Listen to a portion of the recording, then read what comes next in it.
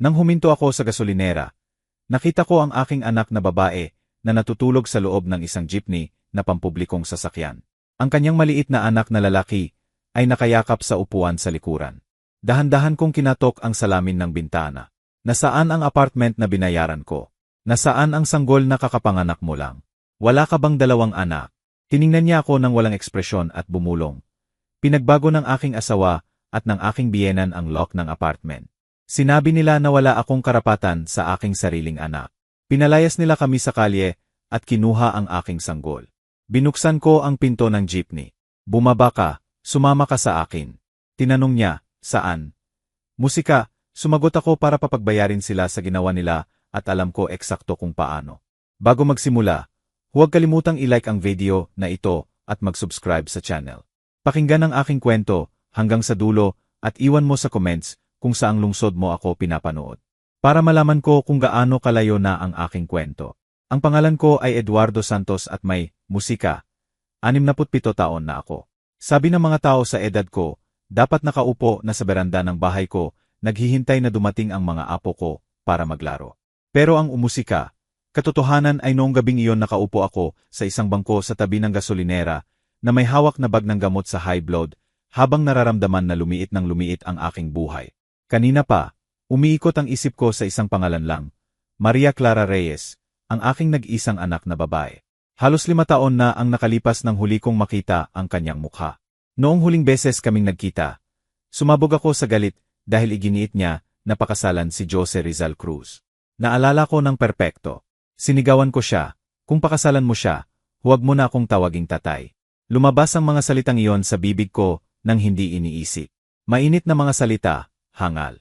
Mula noon, umalis si Maria Clara. Namatay ang aking asawa nang hindi nagtagal. Ibinenta ko ang bahay sa probinsya at lumipat sa lungsod kung saan umupa ako ng maliit na tirahan sa labas. Ilang taon na ang nakalipas, nagawa ni Maria Clara na makipag-ugnayan sa akin. Noon ay kasal na siya. Buntis at nahihirapan si Jose Rizal sa pagbabayad ng down payment ng apartment. Kahit masakit pa rin ang puso ko, hindi ko kinaya na marinig ang nanginginig na boses ng aking anak sa telepono. Kinuha ko ang aking savings sa retirement, ang mana mula sa aking yumaong asawa, at inilipat lahat sa account ni Jose Rizal para magkaroon sila ng matitirhan. Pagkatapos noon, naging mahirap kontakin ang numero ni Maria Clara. Parang sadyang pinutol ang komunikasyon sa akin. Pero nakarating sa akin na nanganak ulit siya. Noong gabing iyon, pagkatapos ng konsultasyon sa health center, bumaba ako ng jeepney sa maliit na gasolinera. Malayo pa ang daan patungo sa aking inuupahang bahay. Karaniwan ay nagpapahinga ako sandali sa malapit na tindahan. Bumibili ng bote ng tubig at naghihintay hanggang mawala ang sakit sa aking mga binti. Walang tao ang gasolinera, iluminado ng dilaw na ilaw. Sa isang sulok ng parking, maraming jeepney na nakaparada ng magulo. Pagod na ang mga mata ko, pero tumigil ang tingin ko sa isang madilim na birding jeepney sa sulok. Mahina ang ilaw sa loob. Sa upuan sa tabi ng bintana, natutulog na nakaupo ang isang batang babae. Nakayuko ang ulo niya na humihipo sa salamin. Musika, gusot ang buhok, balot ng lumang jacket ang katawan niya. Sa likurang upuan may maliit na batang lalaki, mga 7 taon siguro, natutulog na nakayaka. Bigla akong nakaramdam ng higpit sa dibdib. Ang paan ng paghawak niya sa lumang bag ay sobrang higpit. Parang takot mawala ang tanging natitira sa kanya. Tumayo ako. Nagprotesta ang aking matatandang binti. Pero nagpatuloy ako sa paglapit sa kanya. Habang lumalapit ako, lalong lumilinaw ang kanyang mukha, ang ilong niya, ang linya ng kilay, ang hugis ng baba. Parang tinamaan ng kidlat ang puso ko. Si Maria Clara iyon. Huminto ako sa tabi ng bintana ng jeepney. Huminga ako ng mabilis. Ang ilaw ng gasolinera ay sumasalamin sa maruming salamin. Pero sigurado ako na anak ko iyon. Ang batang minsang sinumpa ko ng mga salitang gusto ko na ngayong putulin sa sarili ko. Payat ang katawan niya. Ang mga pisngi na dating bilog ngayon ay lumubog. Basag ang labi, manipis na jacket para sa lamig. Nilunok ko ang laway. Musika, tuyo ang lalamunan ko. Itinaas ko ang kamay at dahan-dahang kinatok ang salamin ng bintana. Kumurak ang babae. Dahan-dahan niyang binuksan ang mga mata. Walang laman sandali. Pagkatapos ay tumutok sa akin. Sa likurang upuan, gumalaw ang bata, bumubulong ng mahina. Malinaw kong nakita ang mga matang iyon. Ang paehong mata na tumingin sa akin nang may galit ng pigilan ko siyang magpakasal. Maria Clara, malambot ang boses ko, paos. Sinimangot niya ang mata na parang hindi makapaniwala. Tatay. Nabali ang boses niya sa pagitan ng tulog at realidad. Binuksan ko ang pinto ng jeepney na walang lock. Pumasok sa akin ang amoy ng gasolina at pawis. Malapit pa mas masama ang kalagayan niya. At ang bata sa likuran ay may mukha na kamukha ni Maria Clara. Kamukha ko. Sigurado akong apo ko iyon. Umupo ako sa gilid ng upuan. Maraming tanong ang bumubundol sa ulo ko. Pero isang dasal ang unang lumabas. Nasaan ang apartment na binayaran ko? Nasaan ang sanggol na kakapanganak mo? Wala ka bang dalawang anak? Natulala si Maria Clara. Napuno ng luha ang mata niya. Pero parang tubig sa basag na baso. Gumising ang bata. Tiningnan ako sandali. Pagkatapos ibinaba ang ulo at niyakap ang tuhod. Walang laman ang tingin niya. Mabagal ang galaw. Parang natatakot sa malakas na ingay. Maria Clara. Ulit ko ng mas malambot. Sagot ka, anak. Huminga siya ng maikli. Nanginginig ang labi. Ang asawa ko na si Jose Rizal at ang biyenan ko na si Donna Elena. Nabali ang boses niya. Pinagbago nila ang lock ng apartment. Sinabi nila na wala akong karapatan sa aking sariling anak. Pinalayas nila ako at si Carlo. Kinuha nila ang sanggol ko sa loob. Hindi na ako makapasok, tatay. Tumama sa ulo ko ang mga pangalang iyon. Jose Rizal Cruz, Elena Ramos. Ang mga taong minsan ko lang naramdaman na sasaktan ang anak ko. Ngayon talaga nilang ginawa. Gaano ka nakatagal dito? Tanong ko ng mahina ilang linggo. Sabi niya na ibinaba ang tingin. Dito kami natutulog. Mabait ang driver ng jeepney. Si Mang Ramon ay pinapayagan kaming matulog dito. Sa araw tumutulong ako sa paglilinis. Pero hindi sapat para magbayad ng upa. Hindi ko alam kung saan pupunta. Gusto kong tanungin kung bakit hindi niya ako hinanap. Pero natigil ang mga salita. Paano ko sisihin ang anak na nakaupo nang nanginginig sa loob ng jeepney na may batang may special needs sa likuran? Habang ang sanggol niya ay kinuha ng asawa at biyenan nagahaman. Tiningnan ko si Carlo. Ano ang nangyari kay Maria Clara? Hinaplos ni Maria Clara ang ulo ng anak niya. Si Carlo ay mabagal ang development. Tatay, sabi ng doktor kailangan niya ng therapy. Natatakot siya sa malakas na ingay. Special child siya. Kaya sa bahay nila, nahihiya sila sa kanya. Ang huling pangungusap na yon ay nagpainit sa dibdib ko. Nahihiya sila na magkaroon ng apong katulad ni Carlo. Samantalang sila ang marurumi. May tumigas sa loob ko. Binuksan ko ng mas malawak ang pinto ng jeepney. Bumaba ka sabi ko ng matigas tulad noon. Sumama ka sa akin. Tiningnan ako ni Maria Clara ng nalilito na may musika, takot. Saan, tatay? Tiningnan ko siya ng diretso sa mata. Sa unang pagkakataon pagkatapos ng maraming taon, nararamdaman kong malinaw ako.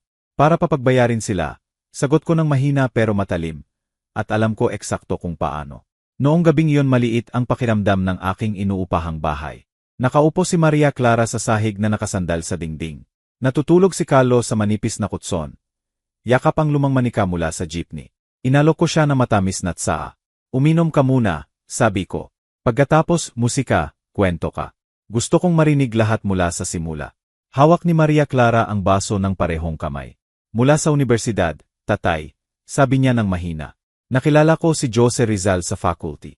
Mabait siya, musika, magalang, mukhang stable, palagi akong sinusundo at ihahatid. Binibilhan ako ng pagkain. Naisip ko, sige, ito ang tadhana ko. Bukod pa roon, noon madalas kaming mag-away tungkol sa future ko. Naalala ko ng mabuti. Si Jose Rizal Cruz ay pumunta sa bahay, nagdala ng tinapay, ngumiti ng marami, pero palagi niyang tinatanaw ang laman ng kwarto. Nang sinabi kong hindi ko siya gusto, sumagot si Maria Clara. Natapos ang away namin sa pinakanakakasakit kong sinabi.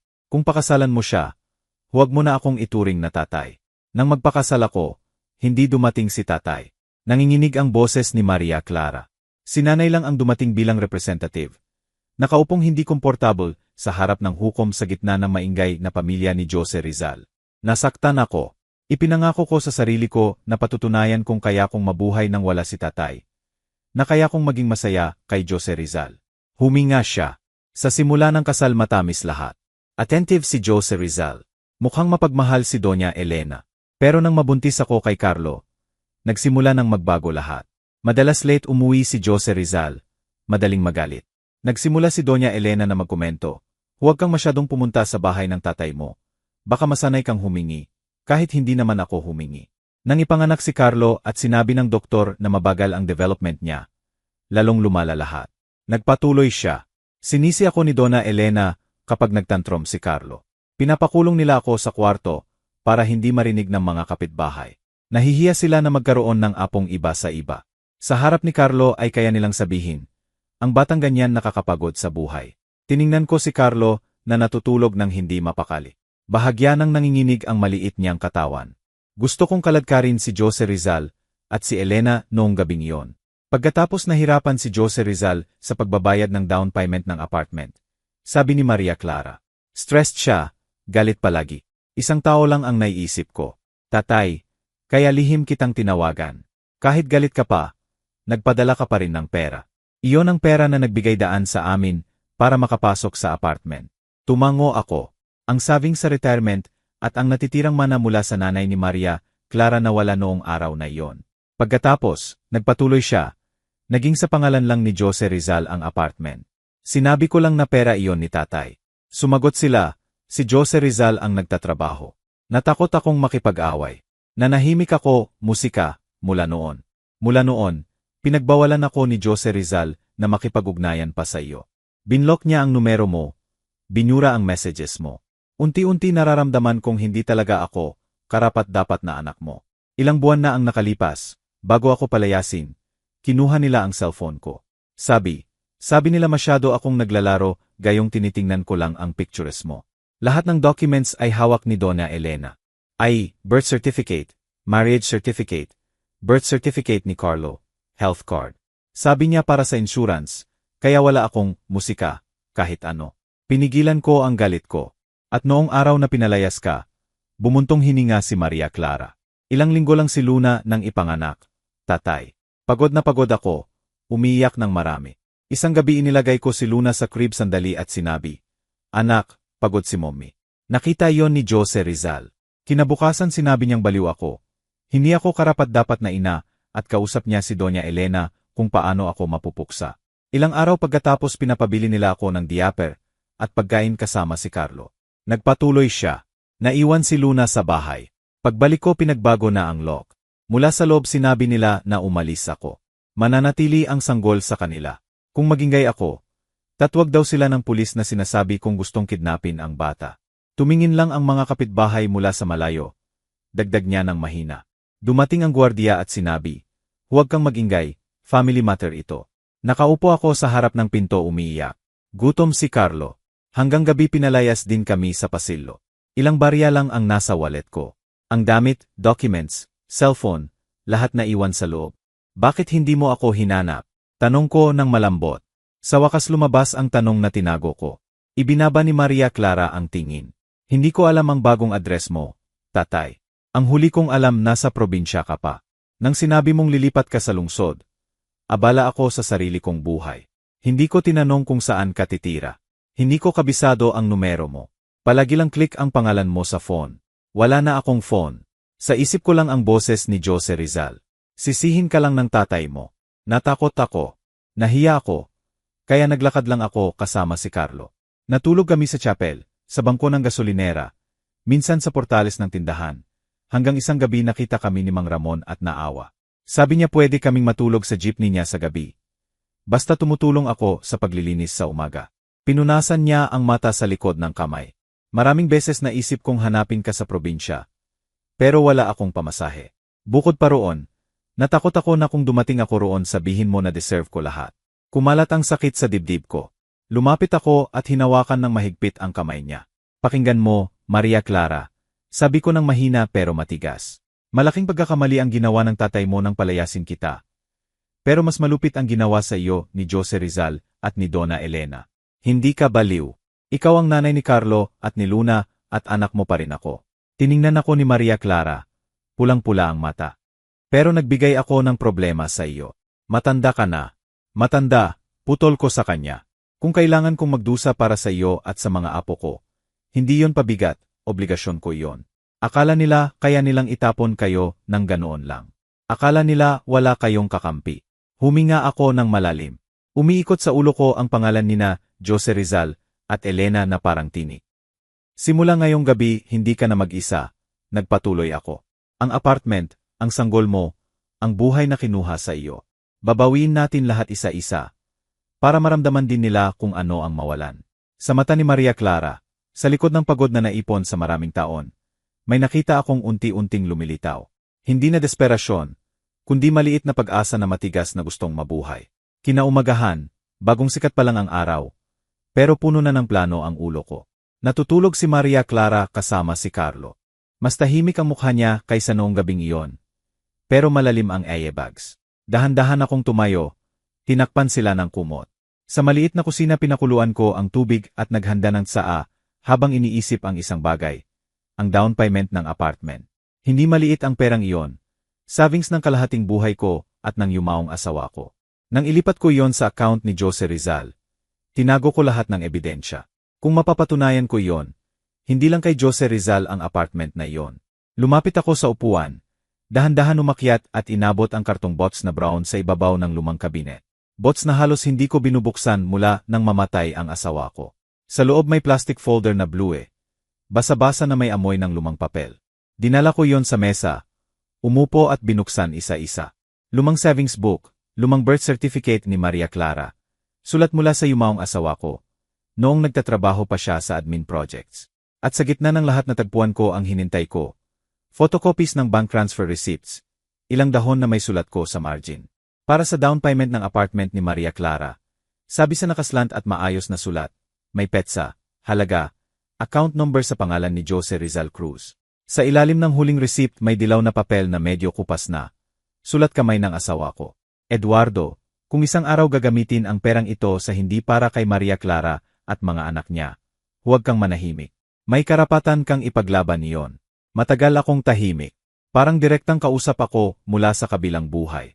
Unti-unti inayos ko ang documents sa folder. Nanginginig ang kamay ko, hindi dahil sa edad, kundi sa galit na may halong determinasyon. Akala ni Jose Rizal pinakamatalino siya. Akala niya dahil matanda na ako at mag-isa. Isasaado ko ang mata. Nagkakamali siya. May ingay sa sahig. Lumabas si Maria Clara mula sa kwarto, nagusot ang buhok, at medyo bukas ang mata. Tatay, hindi ka ba natulog? Natulog na ako ng sapat, sagot ko. Halika, tingnan mo ito sandali. Lumapit siya. Ibinigay ko ang transfer receipts at ang sulat. Binasa ni Maria Clara. Nanginginig ang labi niya. Sulat ito ni nanay, bulong niya. Sabi ko, noon ayaw mong makinig ng sinasabi kung may hindi ko gusto kay Jose Rizal. Ngayon tingnan mo mismo. Ang apartment na yan ay nakatayo sa pawis ni nanay at akin. Akala nila kaya nilang palayasin ka ng ganoon lang. Kinagat ni Maria Clara ang labi. Tatay, pero sa pangalan ni Jose Rizal ang apartment. Hawak niya ang documents. Tingin ng batas sa papeles. Kaya kailangan din nating gumamit ng papeles. Putol ko sa kanya. Hindi lang umiyak sa jeepney. Gumising si Carlo, kinusot ang mata, gumapang sa kandungan ni Maria Clara. Tiningnan ang blue folder sa mesa ng hindi naiintindihan. Pagkatapos isinandal ang ulo sa balikat ng nanay niya. Hinaplos ko ang ulo niya. Gusto ni Carlo ng tinapay. Tumango siya ng bahagya. Mahirap magsalita ang batang ito. Pero naiintindihan niya kapag ginagamot ng may pagmamahal. Habang naghahanda ako ng simpleng almusal, ang isip ko na sa susunod na hakbang. Hindi ako makalakad mag-isa. Kailangan ko ng taong nakakaalam ng batas. Ang pangalang lumitaw sa ulo ko ay si Samuel. Si Samuel ay kasama ko sa trabaho sa construction projects. Pagkatapos nag-aral siya ng abogasya sa gabi at naging lawyer. Nang magkasakit ang asawa ko, madalas dumating si Samuel para tumulong sa hospital papers. Sa huling taon hindi kami masyadong nagugnayan. Pero nakatago pa rin ang numero niya. Pagkatapos ng almusal, kinuha ko ang lumang cellphone ko. Hinanap ko ang numero ni Samuel sa maliit na notebook, hindi sa contacts. Maingat na pinindot ng matatandang daliri ang numero. Tumunog ng maraming beses. Pagkatapos sumagot ang malalim at pamilyar na boses. Hello, Samuel. Ako si Eduardo. Eduardo Santos, ang kasama mo sa mga obra. Tahimik sandali. Pagkatapos ang boses sa kabilang linya ay nagulat pero masaya. Don Eduardo, Diyos ko, gaano katagal? Nasaan ka na ngayon? Sa lungsod, sagot ko ng maikli. Samuel, kailangan ko ng tulong. Hindi para sa akin, para kay Maria Clara. Kinwento ko ang pangunahin. Hindi lahat ng detalye, pero sapat para matagal na tahimik si Samuel. Narinig ko ang malalim na buntong hininga sa kabilang linya. Sobrang labis na ito, Don Eduardo, sabi niya sa wakas. Legal na komplikado ito. lalo na hawak nila ang documents. Pero hindi ibig sabihin walang magagawa. May daan lang matagal, effort at counting pera. Isipin ko ang pera, sabi ko agad. Ang mahalaga sabihin mo muna, may posibilidad bang mabawi ni Maria Clara ang kustodi ng mga anak niya? At kung maaari, hindi nila completely makuha ang apartment. May posibilidad, sagot niya. Lalo na kung may ebidensya ka ng transfer, at testigo, at mapapatunayan na may negligence at psychological abuse. Pero kailangan handa ka. Hindi sila tatahimik. Maaari silang makipag-counter, siraan si Maria Clara, gamitin ang mental health issue, lahat ng klase. Tiningnan ko si Maria Clara, na tumutulong kay Carlo kumain ng tinapay. Matagal na tayong tahimik, Samuel. Nakikita mo na ang resulta. Ngayon kailangan ng lumaban, sabay-sabay na. Sa kabilang linya, tumawa ng maikli si Samuel ng mapait. Sage, Don Eduardo. Sa hapon dadaan ako sa bahay nyo. Tingnan natin lahat ng documents. Ihanda ang unang hakbang. Pagkatapos ng tawag, lumapit si Maria Clara. Tatay, sino si Samuel? Musika, sagot ko. Lawyer, kaibigan ko noong panahon ng construction. Tutulong sa atin. Lalong kinabahan si Maria Clara. Kung malaman ni Jose Rizal na may lawyer tayo, maaring magalit ng husto tatay. Maaring mag-countersue, sabihing baliw ako, sabihing hindi ako karapat-dapat na ina. Natatakot ako na kunin ng gobyerno si Carlo at si Luna o ganoon. Tiningnan ko siya ng mataman. Hanggang kailan mo gustong matulog sa jeepney, Maria Clara? Musika, gusto mo bang lumaki si Carlo na naririnig na pabigat at kahihiyan siya? Kung manahimik tayo, lalong magiging matapang si Jose Rizal at si Doña Elena. Matagal na silang gumagawa ng gusto nila. Nanahimik si Maria Clara. Nagumpisa ng mamuo ang luha sa mata niya. Umupo ako sa harap nila, hinawakan ang kamay ni Maria Clara at hinaplos ang ulo ni Carlo ng sabay. Pakinggan ninyong mabuti, hindi lang ito tungkol sa apartment, tungkol sa dignidad. Para sa mga anak mo, kinuha na nila ang bahay mo, ang sanggol mo, ang asawa mo, ang sanity mo. Kung pabayaan natin, gusto rin nilang kunin si Carlo. Sa puntong ito, dalawang option lang. Talong completely o laban tayo hanggang sila ang lumuhod. Matagal akong tiningnan ni Maria Clara. Sa mata niya nakita ko ang guilt, takot, pero may iba pa. Galit. Galit na matagal niyang tinago, nakadirekta sa sarili niya. Ngayon, unti-unti, nagbabago ng direksyon ang galit na yon sa dapat tumanggap. Ayaw kong nasa kontrol nila si Carlo. Mababa, pero matigas ang boses niya. Ayaw kong lumaki si Luna sa parehong bahay. Kaya sabi ko, tumayo ka sa tabi ni tatay. Ano man ang mangyari, harapin natin ng sama-sama. Noong hapon na yon, musika, habang naghihintay kay Samuel, inayos ko ang blue folder na iniisip lahat sa ulo ko. Malinaw na ang unang hakbang, pumunta kay Jose Rizal at Doña Elena. Ipakita na hindi sila nakikipag-usap sa matandang tatay na sumusuko. Tapos na ang gabi sa gasolinera. Ngayon sila naman ang maghanap ng matutulugan sa madilim na sulok na may takot na mawalan. Tulad ng ipinaramdam nila kay Maria Clara at Carlo. Sa hapon, dumating si Samuel na gusot ang shirt at may briefcase, pero matigas ang mukha. Mga 40-something siya na may gray na sa gilid ng buhok. Matagal niyang hinawakan ang kamay ko. Don Eduardo, pareho pa rin ah. Sabi niya na sinusubukang ngumiti. Ang nagbago lang ang wrinkles. Sagot ko ng maikli. Tumawa kami sandali. Pagkatapos naging seryoso ulit ang hangin. Sa mesa binuksan ko ang blue folder. Sinuri ni Samuel ang transfer receipts, ang handwritten letter ng asawa ko. Lahat ng maingat. Paminsan-minsan tumatango, kumukunot ang no. Malakas ito, Don Eduardo, sabi niya. Hindi direct proof of ownership, pero sapat para ipakita na malaki ang contribution mo. Kasama ang katotohanang pinalayas si Maria Clara at kinuha ang bata. Maari itong base para sa civil case at custody. Matigas na nakaupo si Maria Clara sa gilid ng upuan. Mahigpit ang hawak niya sa laylayan ng palda. Pero hawak nila lahat ng documents, attorney, sabi niya ng mahina. Kung sabihin nila na baliw ako. Tiningnan siya ni Samuel. Ginang Maria Clara, may psikiatra ka bang nag-examine noon? Depression postparto lang sabi sa akin. Sagot, musika, ni Maria Clara. Binigyan ako ng tranquilizer. Hindi ako baliw. Eksakto iyan, sabi ni Samuel. Common ang postpartum depression. Hindi dahilan para kunin ang sanggol. Pero kaya nilang baligtarin lahat. Kaya kailangan natin ng sariling kwento, hindi lang depensa. Sumabad ako kay Samuel. Ngayon, ano ang unang hakbang? Bukas pupunta tayo sa apartment nila. Sagot ni Samuel ng walang pag-aalangan. Gusto kong makita diretso kung paano sila magsalita. Ano ang attitude nila. Dadalhin natin ang folder na ito. Mag-present ng mabuti muna. Kung maging mahirap sila, saka tayo maglaro ng matigas sa batas. Maputla si Maria Clara. Sa apartment. Hindi pa ako handa makita si Luna at wala akong magagawa. Attorney. Hinawakan ko ang kamay niya. Eksakto kaya tayo pupunta. Hindi ka na mag-isa. Kinaumagahan nakatayo kami sa harap ng building ng apartment na dati ko lang nakita sa pictures. Mataas na building na may aircon sa lobby. Makintab na sahig. Guardiya na nakaeleganteng uniform. Nagprotesta ang matatandang binti ko sa pag-akyat ng konting hagdan. Pero pinilit ko. Hawak ni Maria Clara ang kamay ni Carlo. Na hindi mapakali, tinatakpan ang tainga sa ingay. Nag-report si Samuel sa reception. Gusto naming pumunta sa unit sa pangalan ni Jose Rizal Cruz. Sabi niya. Ako si Samuel Attorney. Ito ang tatay ng asawa niya at ang asawa niya mismo. Tinawagan ng receptionist ang itaas. Nagbago ng maraming beses ang ekspresyon niya. Pagkatapos tumango ng awkward. Maghintay po muna. Bababa ang Senor Jose Rizal. Huminga ako ng mahina. Pinaghihintay tayo dito. Bulong ko kay Maria Clara. Ilang minuto pagkatapos, lumabas si Jose Rizal mula sa elevator. Long sleeve shirt, slacks, gelled hair, amoy perfume. Sa labas mukhang ideal pa rin na manugang. Diretso ang mata niya kay Maria Clara at Carlo. Sandali siyang natulala. Pagkatapos tumigas ang mukha niya. Bakit mo dinala ang matatanda dito? Sabi niya ng matalim. At ang batang iyan, tingin niya kay Carlo parang basura.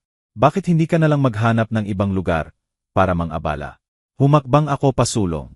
Magsalita tayo ng may edukasyon. Jose Rizal. Sabi ko ng walang emosyon. Apo mo ito, hindi asong kalye.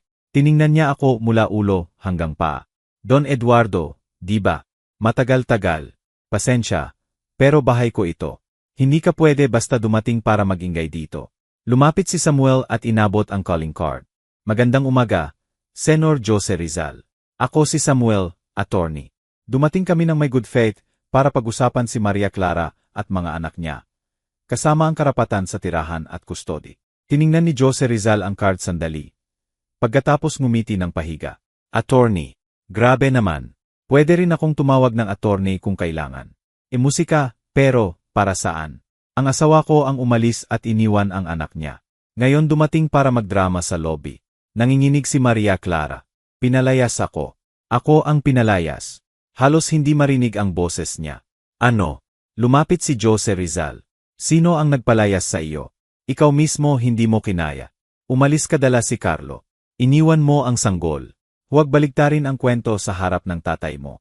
Nararamdaman kong umakyat ang dugo sa ulo ko. Huwag magsinungaling, Jose Rizal. Sabi ko ng malakas. Maraming tao sa lobby ang nagsimulang tumingin. Pinalayas si Maria Clara. Ikaw ang nagpalit ng lock. Ikaw ang may hawak ng sanggol. Ikaw ang kinuha lahat ng documents. Itaas ni Jose Rizal ang boses. Pakinggan mo mismo. Hindi, Don Eduardo. Naghahalusinate na siya. Lumalala ang depression. Nag-consult na kami sa doktor para sa safety ng sanggol. Kailangan naming ihiwalay siya pansamantala. Gusto mo bang alagaan ang sanggol ng taong nag-iisa magsalita at umiiyak ng walang dahilan? Parang mga kutsilyo ang salita niya. Hinawakan ni Maria Clara ang ulo niya. Si Carlo ay sumandal sa binti niya na nagsisimula ng magreklamo sa sigawan. Hininto ako ni Samuel sa braso bago pa ako masyadong lumapit. Senor, musika, Jose Rizal. Sabi niya na mas tahimik. Kung sigurado ka sa version mo, walang problema kung dalhin natin ito sa court, di ba? May ebidensya kami ng transfer ng down payment ng apartment mula kay Don Eduardo sa account mo. May testigo rin na makakapagsalita tungkol sa trato ninyo ng nanay mo kay Maria Clara. Sandali tumigas ang mukha ni Jose Rizal. Pagkatapos mabilis bumalik sa normal. Sage, regalo ang down payment ng apartment. Walang written contract. Kung gusto ninyong pag-usapan sa court, masaya ako na malaman ng lahat na hindi stable ang asawa ko. May notes ako mula sa doktor. Tumunog ulit ang elevator. Isang babae na eleganteng nakabun ang buhok at may mamahaling bag ang lumabas. Si Elena Ramos. Tiningnan kami na nakaangat ang kilay. Ano itong gulo? Tanong niya. Pagkatapos nakita ang mata niya si Maria Clara at Carlo. Gumilid ang labi niya, hindi ngiti, kundi pang-asar. Napagod ka na sa kakalakad dala ang special child na iyan. Gayon dumating para mag-claim. Halos sumugod ako sa kanya. Higbitan pa ni Samuel ang hawak sa braso ko. Ginang Elena, mag-ingat kayo sa sinasabi ninyo. Sabi ni Samuel na Cortius pa rin. Maaari ring maging ebidensya ang salita ninyo. Tumawa ng maikli si Elena. Sage, walang takot ako. Ayaw ko lang na mabuhay ang mahal kong apong si Luna sa nanay na hindi stable at lolo na mahilig maghanap ng away. Tingnan ninyo, karapat-dapat ba kayong tumira dito? Lumapit ang gwardiya na nalilito ang mukha. Pasensya na, huwag kayong magingay sa lobby. Kung family matter, sa loob po sana. Ginamit ni Jose Rizal ang sitwasyon. Kita nyo, nakakaabala ito sa ibang residents. Don Eduardo o Maria Clara, kung gusto ninyong mag-usap, sa lawyer na lang. Pero sinasabi ko na ngayon, hindi ko ibibigay si Luna sa taong hindi man lang, musika, makapag-alaga sa sarili niya. Hinawakan niya ang braso ni Elena. Tara na, nanay, huwag nating sayangin ang oras. Umalis ang dalawa at naglakad patungo sa elevator. Hindi man lumingon kay Maria Clara. Kahit tahimik na tinawag ni Maria Clara. Luna, gusto ko lang siyang makita. Sarado ang elevator. Ang maliit na tunog ng bell ay parang sampal. Hindi nagdagal, pumasok ang dalawang pulis sa lobby. Tinawag ng security na kontak ni Jose Rizal. Kanina, tiningnan nila ang grupo namin. Pagkatapos narinig ang partial explanation ng receptionist na may pamilyang nag-aaway tungkol sa asawa. Sa huli sabilang nila, mga senor, kung problema sa mag-asawa, ayusin ninyo ng maayos. Huwag mag-ingay dito. Makakaabala kayo. Sinubukan ni Samuel na magpaliwanag. Pero nakiling na ang tingin nila sa panig na malinis ang shirt at may fixed address. Paglabas namin ng lobby, tahimik na umiyak si Maria Clara. Si Carlo ay patuloy na hinahampas ang ulo niya. Naapektuhan ng sigawan at pressure kanina. Binuhat ko ang batang iyon ng kaya ko. Niyakap ko ng mahigpit. Sa daan patungo sa hintayan mahina ang tuhod ko. Pero sa loob ng ulo ko lalong luminaw ang isang bagay. Hindi lang sila masama, mas malakas din sila.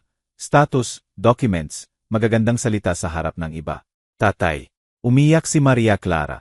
Natalo tayo. Dahan-dahan akong umiling. Pahinga pa ang hininga ko. Hindi pa, sabi ko. Unang round pa lang. Akala nila umiyak lang tayo sa lobby. Hindi pa nila nakikita ang tatay mo kapag talagang nagalit. Sa buong daan pauwi mula sa apartment, sumasakit ang ulo ko. Umiikot pa rin ang salita ni na Jose Rizal at Elena. Nanay na hindi stable, special child, karapat dapat tumira dito. Pero sa likod ng sakit may mas malakas, ang pagtanggi na sumuko. Sa bahay, malalim na huminga si Samuel. Don Eduardo, sorry, inasahan ko na ganyan ang laro nila, sabi niya. Kaya kailangan natin ng ebidensya at testigo. Kung wala iyon, sa court sila ang mukhang presentable. Ano ang kailangan natin? Tanong ko. Una, tao na makakapagkwento tungkol sa trato kay Maria Clara at mga bata. Sagot niya. Pangalawa, ebidensya na inabuso nila ang sitwasyon ni Maria Clara.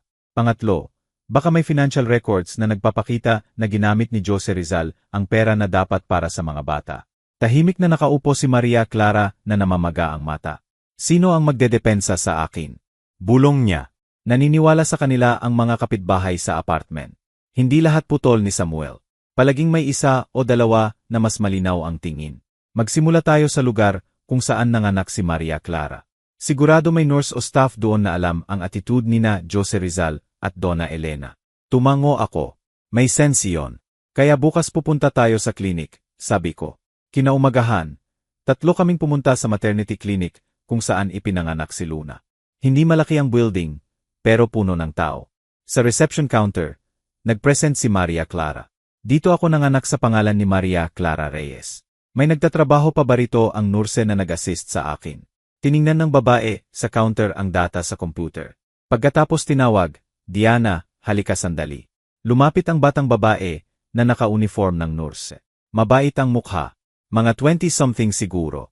Nang makita si Maria Clara, malaki niyang binuka ang mata. Ginang Maria Clara, nagulat ang boses niya. Diyos ko, totoo, kumusta ka na ngayon? Sinubukan ngumiti ni Maria Clara. Naalala mo ba ako, Diana? Siyempre, sagot niya. Ako ang on duty noong gabi na nanganak ka. Pero ngayon, kumusta? Tiningnan niya si Maria Clara mula ulo hanggang paa. Pagkatapos tiningnan kami ni Samuel at akin. May pabor lang kaming hihingin, sabi ko diretso. Pwede ba tayong mag-usap sa mas tahimik na lugar? Nakaupo kami sa mahabang bangko malapit sa maliit na garden sa likod ng klinik. Nakinig si Diana habang kinukwento ni Maria Clara ang nangyari pagkatapos lumabas sa klinik. Hanggang sa palayasin sa apartment, Nagbago ang mukha ni Diana sa galit. Kaya totoo na pinalayas ka, ginang, sabi niya. Noon pa hindi maganda ang kutob ko sa asawa mo. Naalala mo ba? Noong gabing iyon nagalit siya sa cashier, lang dahil sa defense sa presyo ng kwarto. Sabi niya, bakit hindi ordinary room? Kahit na housewife lang ang asawa niya. At ikaw pa naman nahihirapan sa sakit. Nagulat ako. Tumango ako ng bahagya. May naalala ka pa ba? Nang mag-suggest kami na dalhin si Carlo sa Child Development Specialist, nagpatuloy si Diana. Nagreklamo si Doña Elena. Sabi niya, kung malaman ng kapitbahay na may problema ang apo ko, nakakahiya. Sinabi niya ng malakas sa halway. Nagdinginan kami ng mga kasama ko. Mahinang nagsalita si Samuel. Miss Diana, handa ka bang mag-testify bilang witness o kahit written declaration tungkol sa nakita at narinig mo? Nagalangan si Diana sandali. Natatakot ako, attorney. Baka magkaproblema ang klinik pagkatapos. Ayusin natin yan, sabi ni Samuel. Hindi kailangang banggitin ang pangalan ng klinik sa simula. Tungkol ito sa mga batang kinuha sa nanay nila. Kung walang magsalita, patuloy na mananalo ang ganyang tao. Tiningnan ni Diana si Maria Clara, na nakayuko ang ulo. Ginang, noong gabing nanganak ka umiiyak ka ng marami, hindi lang dahil sa sakit, kundi dahil nakaramdam kang mag-isa ka. Hindi ko kinaya na makita ka. Kung manahimik ako ngayon, pakiramdam ko masama rin ako, sabi niya ng mahina. Sage, attorney, tutulong ako. Gagawin ko ang declaration. Kung kailangan, pupunta ako sa court. Halos umiyak ako nang marinig iyon. Salamat, anak. Sabi ko, hindi mo alam kung gaano kalaki ito sa amin. Sa hapon nakaupo ulit kami sa mesa ng bahay ko. Gumagawa si Samuel ng plano. Bukod kay Diana, kailangan natin ng testigo sa lugar kung saan nakatira si Don Eduardo. Sabi niya may makakapagsabi na maayos ang pag-aalaga kay Carlo. Hindi inabandona. Si Don Jacobo, ang barangay captain dito. Madalas niya akong nakikita na nag-aalaga kay Carlo. Sage, sagot ni Samuel. Musika, pagkatapos kausapin natin siya, at tungkol sa pera may kontak ako sa dating kumpany ni Jose Rizal. Sabi niya may special support ang kumpany para sa therapy ng mga bata na may special needs. Gusto kong i-verify kung talaga ginamit iyon para kay Carlo o saan napunta. Itinaas ni Maria Clara ang mukha. May support ang kumpany. Hindi nila sinabi sa akin. Nagdinginan kami ni Samuel. Kung totoo na hindi ginamit ng tama ang perang iyon, sabi ni Samuel ng mahina. Malakas na point iyon. Ibig sabihin hindi lang inabandona ni Jose Rizal. Ginamit pa niya ang sitwasyon ni Carlo para sa personal benefit niya. Hinawakan ni Maria Clara ang ulo niya. Kaya hindi lang sa akin masama, pati sa sarili niyang anak. Ang taong tingin sa anak niya na pabigat, hindi mag-alangan gamitin siya bilang excuse para makakuha ng pera. Sabi ko ng maikli, huwag kang magulat. Nanahimik kami sandali. Sa gitna ng katahimikan, kinuha ko ulit ang handwritten letter ng yumaong asawa ko. Binasa ko ng malakas sa harap nila. Eduardo, kung isang araw gagamitin ang perang ito sa hindi para kay Maria Clara at mga anak niya, huwag kang manahimik. May karapatan kang ipaglaban iyon. Pause ang sarili kong boses. Alam na alam ng nanay mo na hindi patas ang mundo. Sabi ko kay Maria Clara. Iniwan niya sa akin ang responsibility na ito. Noon nabigo ako na ingatan ka sa maling desisyon. Ngayon ayaw kong mabigo ulit. Tiningnan kami ni Maria Clara ng salitan. Kung susugurin nila ako sa postpartum depression argument, tanong niya ng mahina. Kung maniwala ang judge sa kanila, maari kong completely mawala si Luna at si Carlo. Kaya kailangan mong patunayan na gusto mo at kaya mong mag-treatment ng tama, sabi ni Samuel. Binanggit ni Diana na may free counseling program sa health center. Kunin natin iyon, hindi dahil baliw ka, kundi para kapag tinanong ng judge, may malinaw tayong sagot. Tumango ako. Bukas dadalhin kita sa health center. Mag-request ng referral. Sundin natin ang recommended sessions. Gamitin natin lahat ng legal means. Malalim na huminga si Maria Clara na parang naghahanda sumisid sa malamig na tubig. Buong panahon ito palagi akong tumakas. Sabi niya ng mahina. Tumakas ako kay tatay, tumakas sa problema. Lumalabas na gaano man kalayo ang takasan ko. Nakadikit pa rin ang sakit. Kung ngayon kailangan kong harapin sila sa court, sige na nga sabay-sabay. Tiningnan ko siya ng mataman. Sigurado ka ba? Tumango siya ngayon mas matigas. Ayaw kong malaman ni Carlo, paglaki niya, na tahimik lang ang nanay niya, habang hinahiya siya. Ayaw kong lumaki si Luna, nang hindi alam na lumaban ang nanay niya. Sa sandaling iyon nakita ko si Maria Clara. Musika. Hindi na bila matigas ang ulo na bata na iniwan ako para sa maling lalaki. Ngayon siya ay sugatang ina, pero gustong tumayo. Iyon ang pagkakaiba.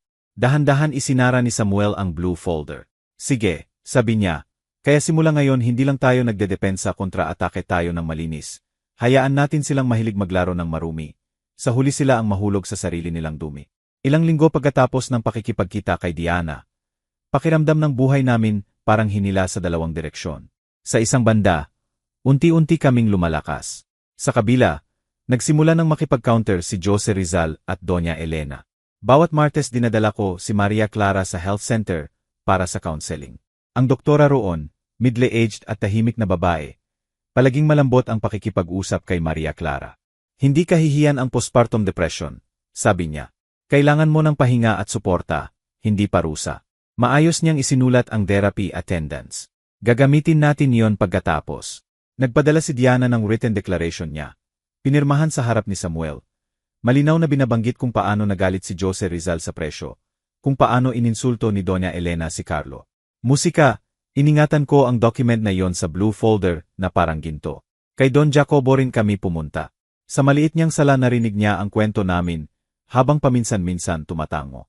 Madalas kong nakikita si Senor Eduardo dito na nag-alaga kay Carlo, sabi niya. Iba nga ang bata, pero hindi ko nakita na sinaktan o pinabayaan sa gutom. Kung may depression ang nanay, normal naman pagkatapos ng pinagdaanan niya. Pero sa tingin ko, mahal na mahal nila ang bata. Kung kailangan, magdedepensa ako, may pag-asang lumaki. Pero nang magsimula tayong tumayo, hindi tumahimik ang kalaban. Isang hapon nagtatabon ako ng damit sa harap ng bahay. Si Maria Clara sa loob nagpapakain kay Carlo. Bigla, huminto ang puting kotse sa harap ng pasukan ng ali. Bumaba ang dalawang tao, batang lalaki na may makapal na folder, babae na may vest na may pangalan ng social services, sa likuran dalawang pulis na nakatayo. Neutral ang ekspresyon. Ito ba ang bahay ni Don Eduardo? Tanong ng babae. Sagot ko, umusika, masama na ang pakiramdam ng puso ko. Ano po ang maitutulong ko? Mula sa social services kami, sabi niya. May report na may special needs child na supposedly hindi maayos ang pag-aalaga. Kailangan naming i-check ang kondisyon ng bata at ang environment. Naiintindihan ko agad kung kanino galing ang report. Ngumiti ang ngipin ko. Si Carlo po ba? Tanong ko. Maayos naman siya. Pumasok kayo. Pumasok sila. Natakot si Maria Clara nang makita ang grupo. Agad sumandal si Carlo sa nanay niya na tinatakpan ang tainga. Maliit pero malinis ang tirahan namin. Wala silang makikitang excuse tungkol sa dumi o amoy. Tumingin-tingin ang babae na nagsusulat sa form. Nasaan ang bata, Senor? Tanong niya Carlo. Tinawag ko ng mahina. Halika, anak. Gusto ka lang nilang makita. Sumilip si Carlo mula sa likod ni Maria Clara na tense ang mukha. Nang lumapit ang lalaki, umiling si Carlo, bumubulong ng walang sense, pagkatapos hinahampas ang tainga. Sag na stressed siya. Tingnan mo, ginang, sabi ng lalaki ng mahina sa kasama niya. Pero sapat na malakas para marinig namin. May signs ng disorder, limited space, nanay na may depression, lolo na senior. Agad na reaksyon ni Maria Clara. Musika, nasa therapy ako, Senor, sabi niya nang nagmamadali. Regular akong umiinom ng gamot. Mahal na mahal ko ang anak ko. Natatakot lang si Carlo sa bagong tao. Iyon lang. Nakatayo lang ang mga pulis sa pinto, na nakapamewang na naghihintay ng order. Senor, sabi ng babae mula sa social services na sinusubukang maging friendly. Baka kailangan naming dalhin si Carlo ng ilang araw para sa observation. Para siguraduhin na walang negligence. Humakbang ako pasulong. Hindi pwede. Mataas ang boses ko. Hindi fit ang batang ito na ihiwalay sa nanay niya. Kung biglaan ninyong kunin, lalong ma-stress. Kung gusto ninyong mag-obserba, dito kayo mag-obserba. Procedure po, Senor, sabi niya. Hindi kami nag-aakusa ng ano, pero serious ang report. Sabi nila madalas hysterical ang nanay, nag-iisa magsalita, minsan pa gustong saktan ang sanggol. Kailangan naming i-follow up. Halos sigurado ako na ang pangalan na nag-report sa folder na yon ay Jose Rizal Cruz o Elena Ramos. Bago pa ako sumabog, may ibang boses na pumasok. Ano itong kaguluhan? Lumitaw si Don Jacobo sa pinto na gusot ang shirt. Medyo hinihingal. Ako ang barangay kaptain dito. Kung tungkol sa kapitbahay ko, kailangan kong malaman. Maikling ipinaliwanag ng babae mula sa social services. Nakinig si Don Jacobo at pagkatapos tumawa ng maikli. Negligence, sabi niya. Halos araw-araw kong nakikita si Don Eduardo na nag-aalaga sa apo niya. Kung nagugutom o sinasaktan ang bata, matagal ko nang i-report iyon. Kung may depression ang nanay, musika, normal naman pagkatapos ng pinagdaanan niya. Pero garantiya ko na dito maalagaan ang bata. Lumapit siya kay Carlo na hinaplos ng mahina ang ulo. Carlo, anak, gusto mo bang manatili dito kay mommy at lolo? Di ba? Hindi sumagot si Carlo. Pero mas hinigpitan ang yakap sa baywang ni Maria Clara. Sapat na iyon. Medyo natigilan ang babae mula sa social services. Bumuntong hininga siya. Sige, Senor, sabi niya sa wakas. Sa ngayon mananatili si Carlo dito. Pero I'll register namin at baka may susunod na visit. Paki-cooperate po. Umalis sila. Lumayo ang puting kotse sa dulo ng alley. Tahimik ang bahay. Bumagsak na nakaupo si Maria Clara. Tatay, halos kunin nila si Carlo. Nabali ang boses niya. Hindi ko na kaya. Umupo ako sa tabi niya. Kaya kita mo ngayon. Gumagamit sila ng lahat ng paraan. Musika, paninira, report, kahit ano. Gusto nilang buuin ang kwento na delikado ka para sa mga anak mo. Kung manahimik tayo, lalong magiging matapang si Jose Rizal at Doña Elena. Noong gabing iyon, pagkatulog ni Carlo, mag-isa akong nakaupo sa kusina na binibilang ang pera. Kaunti na lang ang natira sa savings book. Ilang araw na ang nakalipas ibinenta ko, ang wedding ring ko, at ang tanging gold watch ko. Napunta ang perang iyon sa bayad ng kuryente, gamot, pamasahe sa health center, musika, at kaunti kay Samuel. Hindi pa rin nababayaran ng buo ang upa ngayong buwan. Nararamdaman ko na limited ang oras namin, hindi lang sa court, kundi sa bulsa. Sa labas, nagsisimula ng marinig ang bulong-bulungan ng mga kapitbahay. May lumapit kay Don Jacobo para magtanong. Totoo ba na gusto nilang kunin ang anak sa mayamang pamilya para sa apartment? May nagdedepensa, may gusto lang ng chismis. Kinaumagahan, dumating si Samuel na may hindi magandang balita. Nag-file na ng counter-demand si Jose Rizal, sabi niya. Humihiling ng full custody kay Luna at hiniling din na i-consider ng court na limitahan ang rights ni Maria Clara kay Carlo kung mapatunayang unstable siya. May attached na letter mula sa doktor na binabanggit ang emotional disorder postparto. Ginamit din niya ang social services report. Itinaas ni Maria Clara ang mukha. Kaya gusto niya ring kunin si Carlo. Hindi naman necessarily ma-approve yon, sabi agad ni Samuel. Request lang yon, pero malinaw na seryoso sila. Pakiramdam ko parang sinipa ako sa tiyan. Hindi tayo pwede patuloy na inaatake ng ganoon. Ungol ko, kailangan natin ng mas malakas kaysa testigo lang. Nagdesisyon kami noong gabing iyon na mas ayusin ang lahat ng testigo at ebidensya. Handa na si Diana na dumating kapag kailangan. May declaration na si Don Jacobo. Ang contact ni Samuel sa dating company ni Jose Rizal ay nagbigay ng balita sa phone. Totoo na may funds para sa therapy ng anak ni Jose Rizal. Pero walang proof na ginamit sa therapy. Personal expenses lang ang lumalabas, musika. May isa pang naisip ko. Sabi bigla ni Don Jacobo. Noon kami nakaupo sa teres ng bahay ko. Papatak na ang gabi. Nang palayasin si Maria Clara sa apartment. May gulo sa hallway, di ba? Dito sa barangay, may nagtatrabaho na gwardiya sa building na iyon. Kwento niya na noong araw na iyon nakita ng admin ang CCTV recordings. Kaya sa server ng building dapat nandoon pa ang recordings. Mabilis akong lumingon. Recordings. Sagot ni Don Jacobo. Hindi ko alam kung nandyan pa. Pero karaniwan matagal nilang tinatago para sa security. Lumitaw ang imahe sa isip ko. Si Maria Clara na nakatayo sa harap ng pinto umiyak, kumakatok. Si Jose Rizal at Elena sa loob. Baka nakunan ng kamera. Kung makukuha natin ang recording ng sandaling kinuha si Luna, ng sandaling pinalayas si Maria Clara, hindi na lang testimony iyon. Tiningnan ko si Samuel. Pareho kaming kumislap ang mata. Samuel, sabi ko, mahina pero malinaw ang boses. Kung nandyan pa ang recording na iyon, maaari nitong baligtarin lahat. Tumango si Samuel. Bukas pupunta tayo roon, sabi niya. Hangga hindi nila binura, iyon ang chance natin. Sa unang pagkakataon pagkatapos ng visit ng social services, musika, medyo gumaan ang dibdib ko. Inatake na tayo, halos gibain. Ngayon baka tour natin na hilahin sila sa lugar na hindi nila matakasan. Ang katotohanang nakarecord sa kamera. Kinaumagahan, si Maria Clara, musika, Samuel at ako, nakatayo ulit sa harap ng apartment building ni Jose Rizal. Pakiramdam na bumalik sa lugar kung saan kami hinamak. Pero sa pagkakataong ito, hindi kami umiyak sa lobby. Sa reception counter, mahina pero matigas ang boses ni Samuel. Gusto naming makipagkita sa administration ng building, sabi niya. Related sa formal request ng CCTV recordings mula noon. Tiningnan kami ng employee sandali. Pagkatapos may tinawagan. Pagkatapos ng ilang minuto pinapasok kami sa office ng manager sa second floor. May lalaki na may salamin ang naghihintay. Ako si Antonio, manager ng building. Sabi niya, tungkol sa recordings ng kamera. Karaniwang isang umusika, buwan lang ang tinatago namin. Lampas na sa iyon ang incident na binabanggit ninyo. Di ba? Bumagsak ang puso ko. Binura na ba? Tanong ko agad. Hindi naman necessarily, sagot niya.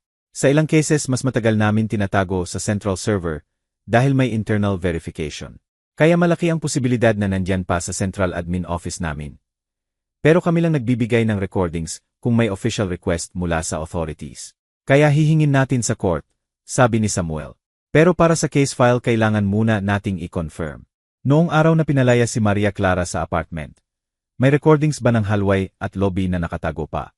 Tiningnan ni Antonio ang screen ng computer niya. Nagtype ng kung ano. Matagal ang oras. Hinigpitan ni Maria Clara ang laylayan ng shirt ko. Lamig ang kamay ko. Pagkatapos ng ilang minuto, bumuntong hininga si Antonio. Ayon sa system, wala rito ang file, sabi niya.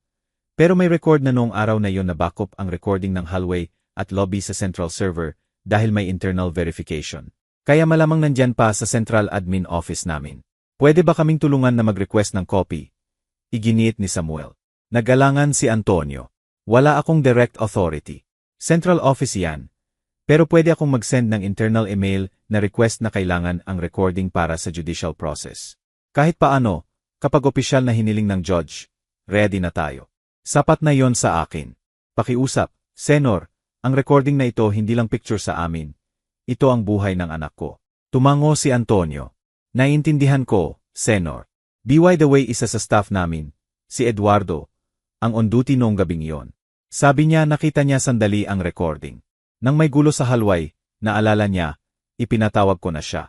Ilang minuto pagkatapos, pumasok ang gwardiya na maayos ang uniform. Ako po si Eduardo, Senor, sabi niya ng magalang. Naalala ko po noong gabing iyon, itong ginang, itinuro niya si Maria Clara. Nakaupo sa harap ng pinto dala ang maliit na batang umiiyak.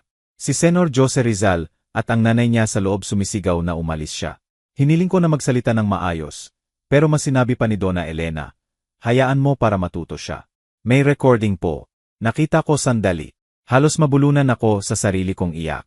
Ang imahe ni Maria Clara sa harap ng pinto, hindi na imaginasyon lang. May ibang nakakita rin. Batang Eduardo, handa ka bang mag-testify pagkatapos? Tanong ni Samuel. Nagalangan si Eduardo. Nagtatrabaho ako rito, Senor. Natatakot akong magkaproblema. Sumabad si Antonio. Kung opisyal na tatawagin ka ng court, kailangan kang pumunta, Eduardo, sabi niya. Ako bilang manager ipapaliwanag na duty mo lang yon. Dahan-dahan tumango si Eduardo. Kung ganoon handa na po ako, Senor. Sa daan pa uwi, ipinaliwanag ni Samuel. Wala pa sa kamay natin ang recording, pero alam na natin na mayroon. Sa demand file, hihingin ko na utusan ng court ang admin ng apartment na ibigay ang recording. Kung pumayag ang judge, kailangan nilang sundin. Tumingin si Maria Clara sa bintana ng jeepney. Halo ang emosyon sa mukha niya. Kung ipapakita ang recording na iyon sa hearing, sabi niya ng mahina, makikita ng lahat na pinalayas ako. Makikita ng lahat na hindi ko iniwan si Luna. Eksakto yon, sagot ko. Buong panahon kwento lang ni Jose Rizal ang naririnig. Ngayon oras na para marinig ng mundo ang kwento natin. Noong gabing iyon, pagkatulog ni Carlo, nakaupo kami ni Samuel sa mesa, ang blue folder sa gitna. Don Eduardo, kailangan kong maging honest sa costs, sabi ni Samuel ng maingat. Buong panahon tinulungan ko kayo ng kaya ko. Pero para sa malaking civil demand at custody request may admin fees, copies, transportation at iba pa. Hindi ko kayo cha-charge ng mataas. Pero may fees pa rin ang court. Inasahan ko na iyon. Gaano kadami approximately, Samuel, binanggit niya ang halaga. Hindi sobrang laki para sa may pera. Pero sa akin na nakatira sa maliit na upahan na may kaunting savings, parang matayog na bangin. Ibinaba ni Maria Clara ang ulo. Tatay, kung sobra, better na umatras na lang tayo, sabi niya ng mahina. Ayaw kong ibenta mo pa ang iba para sa akin. Mabuhay tayo ng ganoon. Ang mahalaga kasama ko si Carlo. Tiningnan ko siya ng mataman. Ang mabuhay ng ganoon ay maghintay na isang araw dumating ang letter mula sa court na wala ka ng karapatan kay Luna. Maghihintay na manalo si Jose Rizal mula sa likod. Nanahimik si Maria Clara. Tumulo ang luha niya. Malalim akong huminga. Samuel, ang inuupahang bahay na ito, ano ang status? Tanong ko kay Samuel. Yearly ang bayad sa may-ari, di ba? Tanong pabalik ni Samuel. Tumango ako. May ilang buwan pa. Kung handa kang lumipat sa mas maliit at mas mura, maaari nating kausapin ang may-ari para ibalik ang parte ng upa na hindi pa nagamit. Sabi niya, kasama ang pagbenta ng ilang bagay na hindi necessary. Baka sapat para sa initial costs. Pagkatapos, kung manalo tayo sa demand, maayos natin ang finances sa compensation sa apartment. Agad na nagprotesta si Maria Clara. Tatay, hindi, musika, matanda ka na. Pupunta ka ba sa mas masama pang lugar dahil sa akin? Ngumiti ako ng mapait. Mula pa noon, hindi naman talaga comfortable ang buhay ko, Maria Clara. Noong bata pa ako, natutulog sa construction camps habang nagtatrabaho sa obra. Ngayon sabihin na lilipat ako sa mas masikip na bahay. Hindi bago iyon. Pero itinaas ko ang kamay para patigilin siya. Pakinggan mo, may oras na kailangan alam ng mga magulang kung kailan tumigil sa pagsasakripisyo. Totoo iyan, pero may oras din na kung hindi handa ang tatay na magsakripisyo ng kaunting comfort na natitira. Apakan ang anak at apo niya. Pinili ko ang pangalawa. Noong gabing iyon pumunta ako sa bahay ng may-ari, kay Don Ramiro, kasama si Don Jacobo. Matagal kaming nag-usap. Ipinailiwanag ko ang sitwasyon ng walang drama. Facts lang. Hinaplos ni Don Ramiro ang balbas niya. Mukhang nag-aalangan. Don Eduardo, sabi niya. Musika, ginamit ko na rin ang pera sa upa. Pero naiintindihan ko ang sitwasyon mo. Sabi ko, ano? Ibalik ko ang kalahati ng natitirang buwan. Pagkatapos maaari ko ulit upahan ang kwarto na ito. Higit pa sa sapat iyon sa akin. Maraming salamat ako sa kanya. Halos yumuko habang nakipagkamay. Ilang araw pagkatapos may mga dumating para tingnan ang bahay namin. May ibinigay ko sa kapitbahay. May ibinenta ng mura. Ang lumang kabinet kung saan tinago ang blue folder ibinenta ko rin. Inilipat ko ang folder sa tela, bag na palagi kong dala.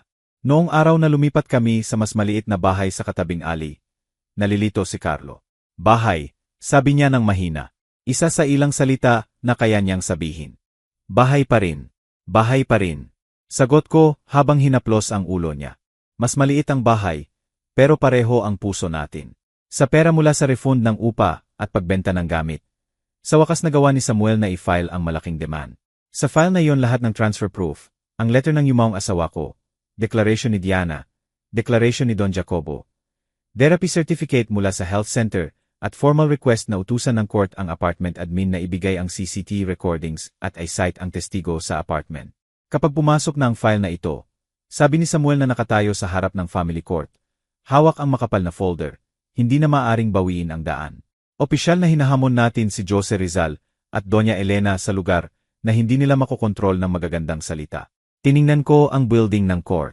Hindi luxurious, pero sapat para makaramdam ng kaba sa tiyan. Sa kamay ko, hawak ni Carlo ang laylayan ng shirt ko. Si Maria Clara yakap si Luna sa imaginasyon niya. Kahit wala pa sa braso niya, tanong ni Samuel, handa na ba kayo? Malalim na huminga si Maria Clara. Kung umatras ako ngayon, sayang lahat ng sakripisyo ni tatay, sabi niya ng mahina. Ayaw ko nang tumakas ulit. Musika, sa pagkakataong ito kung gustong sirain nila ako, direktang makita nila. Kung manalo ako, direktang makikita rin. Tumango ako. Sage. Sabi ko, simula ngayon, hindi lang sila ang may kwento sa judge, tayo rin. Pumasok muna si Samuel na nagbibigay ng file sa window. Nang tumama ang red stamp sa papel, ang maliit na tunog na iyon sa tainga ko, parang gong na nagbubukas ng bagong chapter. Chapter na hindi na kami ang pinalayas sa hallway ng apartment, kundi ang nagrereklamo ng hustisya sa courtroom. Noong araw ng unang hearing, hindi lang mahina ang tuhod ko, parang walang laman. Hindi malaki ang courtroom. Mahinang umiingay ang ceiling fan. Sa harap, nakaupo ang judge na simple ang toga. Sa tabi niya ang clerk. Kaliwa at kanan, wooden benches na puno ng curious faces. Umupo ako sa likod ni Maria Clara, katabi si Samuel. Sa kabilang panig, si Jose Rizal Cruz na eleganteng suit, gelled hair. Katabi niya si Doña Elena na may mamahaling damit. Sa gilid ng mesa nila, matabang lawyer na may makapal na salamin na busi sa papers. Binuksan ng judge ang hearing ng neutral ang boses. Case ng custody na minor sa pangalan ni Maria Clara Reyes laban kay Jose Rizal Cruz. Kasama ang civil demand related sa real property na, musika, isang apartment unit. Sabi niya parte demandante. Ready, Your Honor. Tumayo si Samuel. Parte demandada. Ready, Your Honor. Sagot ng lawyer ni Jose Rizal. Sa simula, pinayagan ng judge ang bawat lawyer na basahin ang main points. Unang tumayo ang lawyer ni Jose Rizal. Malakas ang boses niya. Your Honor, responsible husband ang client ko. Ang asawa niya, si Ginang Maria Clara, may postpartum emotional disorder, madalas hysterical, minsan iniwan mag-isa ang sanggol. Para sa safety ng minor, pansamantalang inihiwalay siya ng pamilya ng client ko. Gayunpaman, tumakas si Ginang Maria Clara dala ang unang anak na may special needs ng walang preparation. Namumuhay ng hindi appropriate. Gayon dumating para i-demand ang apartment at ang pangalawang anak. Mabigat ang hangin sa dibdib. Itinaas ng lawyer ang papel. May attach kami na letter mula sa doktor na binabanggit ang emotional disorder. Pati ang social services report na bumisita na sa bahay ni Don Eduardo, tatay ng demandante. Nagnote ang judge mula sa demandante. Tumayo si Samuel. Your Honor, isang shade lang ang ipinakita. Sabi niya ng tahimik. At tutunayan natin na ang tinatawag na separation ay abduction. Na pinalayas ang demandante sa bahay niya kasama ang unang anak. Na ang apartment na fully claimed ng demandado ay nakatayo sa pera ng parents ng demandante. Tumango ang judge. CJ, simulan natin sa testigo at written evidence mula sa demandada. Una, tinawag ng lawyer ni Jose Rizal ang psychiatrist na nag-examine kay Maria Clara noon. Ipinailiwanag ng doktor na dumating si Maria Clara na may reklamo ng sobrang lungkot. Hirap matulog, walang dahilan umiyak. Na-diagnose ko postpartum depression, sabi niya. Binigyan ko ng tranquilizer. Hindi ko kailanman sinabi na delikado ang patient. Support lang ang kailangan. Sinubukan ng lawyer na pilitin. Pero pwede bang kung hindi makontrol? Maging danger sa mga anak, di ba, doktor? Bumuntong hininga ang doktor. Kung may support ang pamilya, hindi. Kung hinuhusgahan at pinipressure, maaring lumala. Pero hindi ko kailanman sinuggest na ihiwalay ng brusko ang sanggol sa nanay. Nagnote ang judge ng phrase na iyon. Pagkatapos nagtestify ang babae mula sa social services, kinuwento ang visit sa bahay ko. Nakita si Carlo na restless, maliit ang bahay. Pero nang baliktanong ni Samuel, nakita ba ninyo signs ng physical violence? Gutom ba o marumi ang bata? Sagot niya, hindi. Malinis ang bahay. Mukhang inaalagaan ang bata. Alert lang kami dahil sa report na natanggap namin. Sino ang nag-report? Tanong ni Samuel. Mula sa pamilya ng tatay ng bata. Sagot niya. Tiningnan ng judge si Jose Rizal. Sige, sabi niya. Ngayon testigo mula sa demandante. Una tinawag ni Samuel si Diana. Kinakabahan si Diana, pero matigas ang boses. Nurse ako at nag-assist kay Ginang Maria Clara ng mga anak siya, sabi niya. Noong gabing iyon nagalit si Senor Jose Rizal sa cashier dahil sa presyo ng kwarto. Sabi niya hindi deserve ng asawa niya ang magandang kwarto. Ang nanay niya, si Doña Elena, sinabi na special ang unang anak at ayaw niyang malaman ng kapitbahay. Sabi niya nakakahiya magkaroon ng apong iba sa iba. Sa harap ni Carlo kaya nilang sabihin. Nakakapagod ang batang ganyan sa buhay. Nag-object ang lawyer ni Jose Rizal na conversation lang yon. Pero mataman na tiningnan ng judge. Nagpapakita pa rin ito ng atitude, sabi niya. Magpatuloy. Tinawag si Don Jacobo. Pagkatapos kinuwento niya kung paano niya araw-araw nakikita kami ni Maria Clara na nag-aalaga kay Carlo. May developmental delay nga ang bata. Pero hindi ko nakita na sinaktan o pinabayaan sa gutom. Sabi niya, kung may depression ang nanay, normal pagkatapos ng pinagdaanan niya. Pero sa tingin ko, mahal na mahal nila ang bata. Pagkatapos ipinakita ni Samuel ang transfer proofs. Binasa ang mga yellowish receipts. Binasa ng judge ang handwritten letter ng yumaong asawa ko. Halos umiyak ako. Paus ang boses ko sa isip. Alam na alam ng nanay mo na hindi patas ang mundo. Sabi ko kay Maria Clara sa puso ko. Iniwan niya sa akin ang responsibility na ito. Sinubukan ng lawyer ni Jose Rizal na putulin. Regalo lang iyan na voluntary, Your Honor. Sabi niya, walang legal contract kung gusto ninyong pag-usapan sa court. Sa totoo lang, masaya ako na malaman ng lahat na hindi stable ang asawa ng client ko. Itinaas ng judge ang kamay. Sapat na ang nakita ko, sabi niya. Diretso ang mata niya kay Jose Rizal. Dito mas malinaw na ang demandado ang kumuha ng sanggol ng walang pahintulot ng nanay. Pagkatapos pinagbawalan ang nanay na makapasok. Salungat ito sa initial story. Sa wakas hindi na nakatiis si Doña Elena. Gusto lang namin ang best para sa apo namin, sigaw niya. Mahina ang babaeng iyan, madalas umiyak. Paano niya alagaan ang sanggol? Kung ibibigay namin, masisira ang buhay namin. Nakakahiya kung malaman ng kapitbahay na may apong special ang anak namin at balae na may depression. Lumabas lang ng ganoon, musika, malakas. Sa tahimik na courtroom, lahat tumingin. Huli na ang paghila ni Jose Rizal sa braso ng nanay niya. Tinapik ng judge ang gavel isang beses. Sapat na, ginang. Lahat ng sinabi ninyo nakarecord. Sa backbench nararamdaman ko ang matagal ng matigas sa loob ko. Nagsisimula ng bumigay sa tamang direksyon. Tumingin sa akin sandali si Samuel. Sabi ng mata niya, nandito na. Pagkatapos ng short recess, bumalik ang judge at binasa ang provisional resolution. Tahimik ang boses niya. Musika.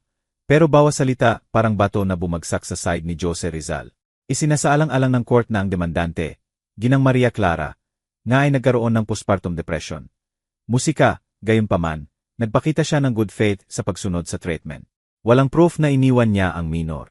Sa kabaligtaran, may malakas na ebidensya na ang demandado at ang nanay niya ang kumuha ng sanggol at pinalayas ang demandante sa bahay kasama ang unang anak na may special needs.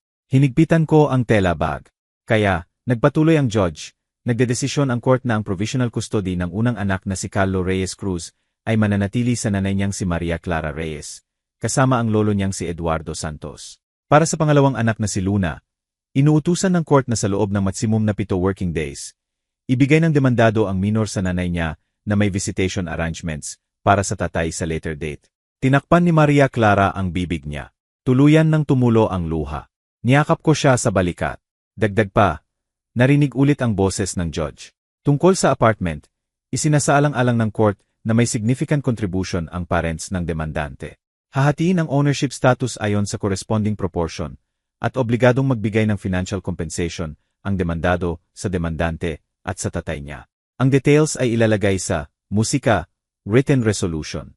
Sa kabilang panig, nakayuko si Jose Rizal, walang laman ang mukha, bulong-bulungan ng lawyer niya sa panik. Nakatingin lang si Doña Elena sa harap. Parang hindi makapaniwala na wala na sa side nila ang mundo. Isinara ng judge ang hearing ng araw na iyon. Hindi pa tapos completely ang case, sabi niya. Pero malinaw na ang direction. Priority ang rights ng mga bata.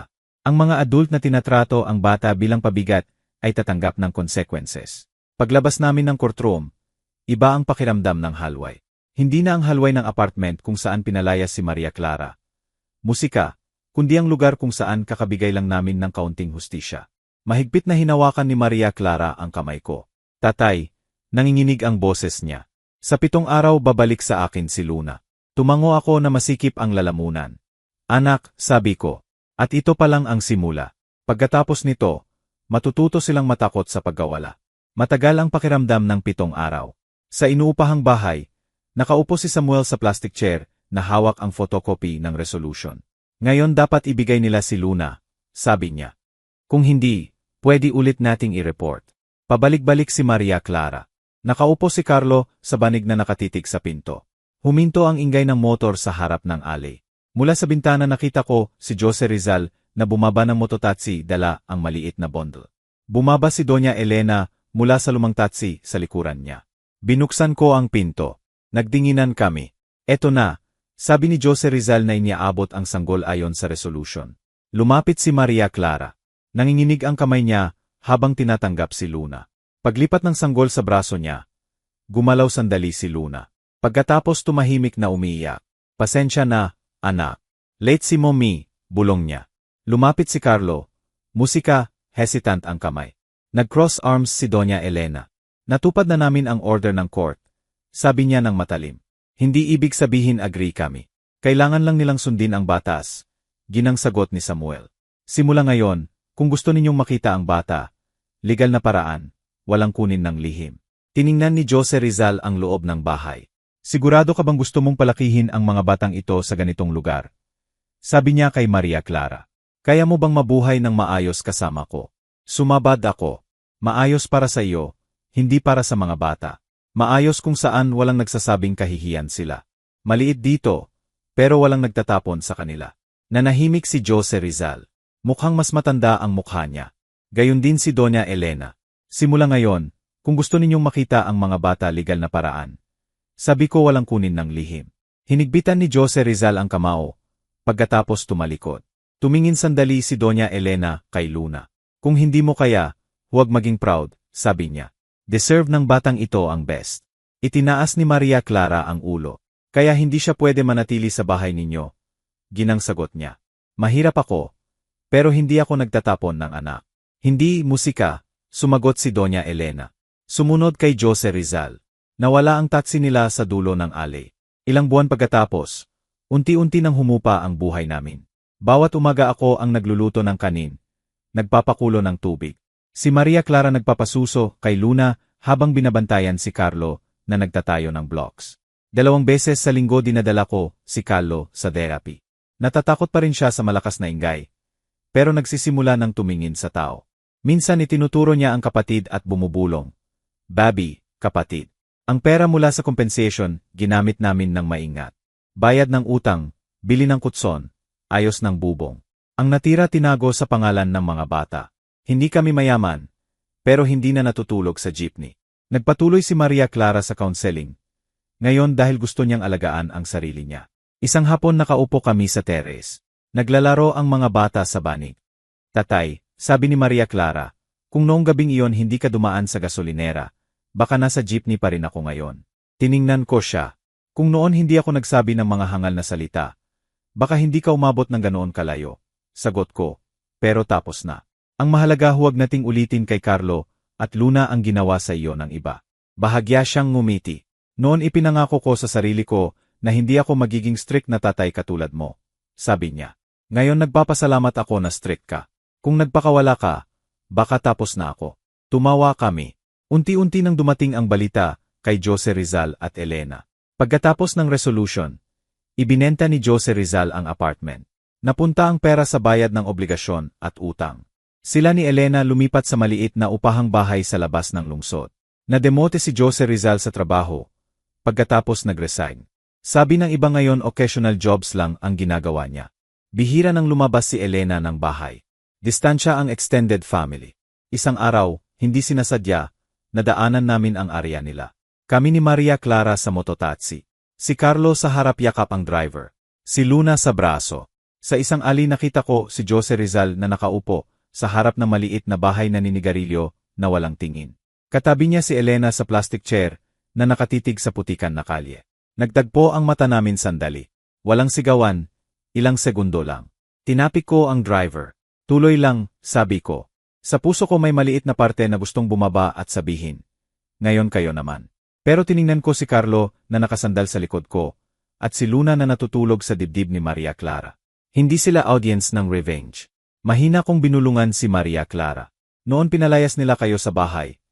Ngayon natatakot sila na palayasin ng buhay. Issue nila iyon.